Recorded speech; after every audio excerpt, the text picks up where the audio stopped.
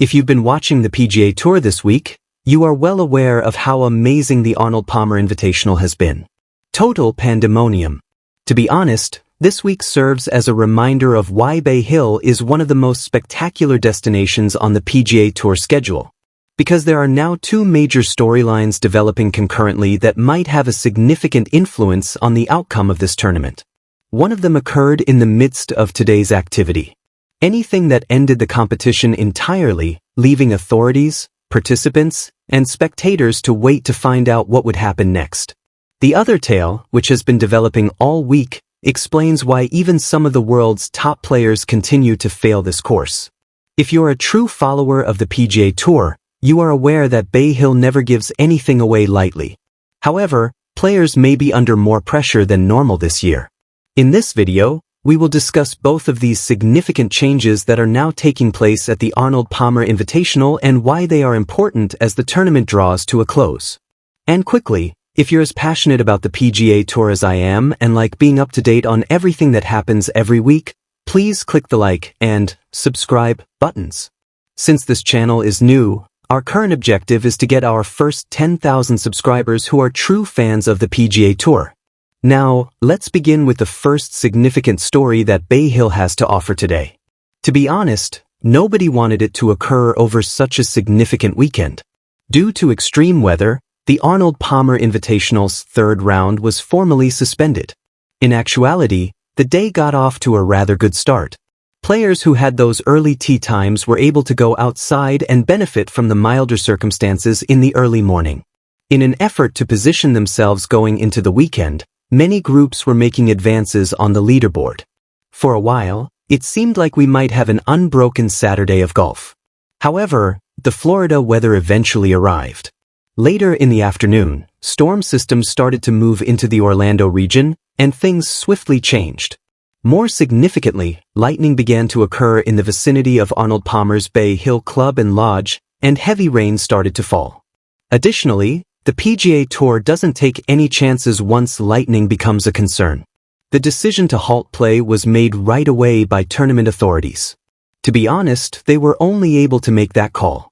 The safety of players, spectators, and employees always comes first.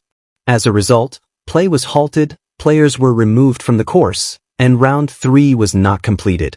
This is when the tournament becomes a little challenging. Earlier in the week, the weather had already been an issue. This wasn't entirely unexpected because forecasts for the weekend had previously warned of potential storms in the Orlando region. However, the timetable may quickly get difficult when delays occur on a Saturday at a major event like the Arnold Palmer Invitational.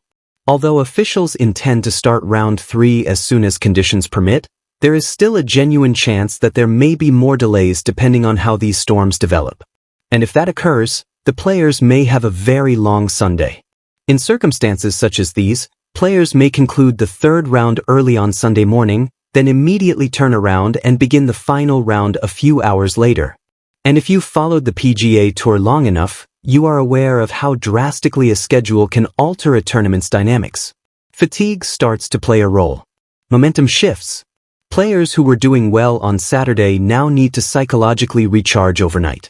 As a result, everyone at Bay Hill is currently essentially waiting on the weather. Players, spectators, and tournament organizers are all praying that the storms pass soon so that the event can continue as planned for Sunday's final round. There is another reason why this tournament has been so dramatic this week, even if the weather story made headlines today. To be honest, this second narrative explains why Bay Hill continues to humble even the world's top players. Because in 2026, golfers are once again using the same phrase to describe Arnold Palmer's Bay Hill Club and Lodge. Brutal. You already understand why people say that if you've seen this event throughout the years. Particularly during the Florida swing, Bay Hill has consistently been one of the most difficult challenges on the PGA Tour calendar. Every aspect of a player's game is required for this course. Shot making, patience, precision, and a great deal of mental toughness. Music. Just the setup is daunting. The 7,466-yard par 72 course has dense rough that makes recovery shots exceedingly challenging, tight fairways that penalize failed drives, and fast Bermuda greens that can become quite challenging, particularly late in the day. The bunkers are added after that. Players must continually consider posture and strategy rather than merely swinging away, since there are more than 80 bunkers dispersed across the property. However, the water is what actually makes Bay Hills so hazardous. 9 out of the 18 holes include water hazards. 9. This implies that a single slightly offline shot might utterly wreck half of the course. Perhaps the most difficult aspect of it all is the last stretch. On the PGA Tour, holes 16, 17, and 18 make up one of the most difficult closing sections. Even golfers with comfortable leads may see their leads abruptly vanish on Sunday afternoon because water is hiding on every single one of those holes. It has happened in the past, and it is possible that it may occur once again this week. The par 31 17th hole is one of the most talked about recent modifications at Bay Hill. There was a huge beach bunker on the right side of the green for many years. It was among the course's most identifiable elements. However, that bunker has since been taken out and rebuilt with thick rough. The neighboring lake is now significantly more dangerous as a result of that alteration. Players now have a shot of around 221 yards over water, and if the ball wanders to the right, they have much less margin for error.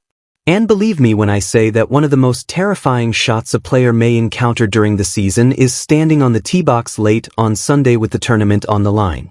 Interestingly enough, despite all of this difficulty, there have been instances where gamers have attempted to overwhelm the course. One of the most well-known instances occurred in 2021. On the par 5 6th hole, Bryson DeChambeau made one of the most incredible strokes in the history of a contemporary tournament. Bryson didn't play the hole the conventional way. Instead, he drove over the lake, a shot that went over 370 yards. It was unbelievable to fans. It immediately became one of the most talked about events in PGA Tour history and ignited a heated discussion over whether or not contemporary power hitters could truly defeat Bay Hill. The problem is that, for the majority of players, Bay Hill still requires accuracy far more than raw distance. Therefore, instances like that are uncommon. You must hit fairways. Your approach shots must be under control. Music. When the course begins to push back, you must be patient. Because of this, the weather and the layout of the course may have a significant impact on winning scores. In tougher years, the champion may finish just a few shots under par, while in other years, we see players reach multiple digits under par. This illustrates how difficult this location can be. As we await the start of Round 3 at the 2026 Arnold Palmer Invitational, golfers' reality is really straightforward. They must first cope with whatever the weather in Florida chooses to do. Second, they still need to make it through Bay Hill, since that's the main goal of this competition. Enduring one of the most difficult courses on the PGA Tour calendar and maintaining composure long enough to prevail on Sunday. To be honest, that's why fans adore this event so much. I want to hear from you now. Do you believe that this tournament's outcome will be entirely altered by the weather delay? Do you still believe that Bay Hill is the most difficult course on the PGA Tour schedule?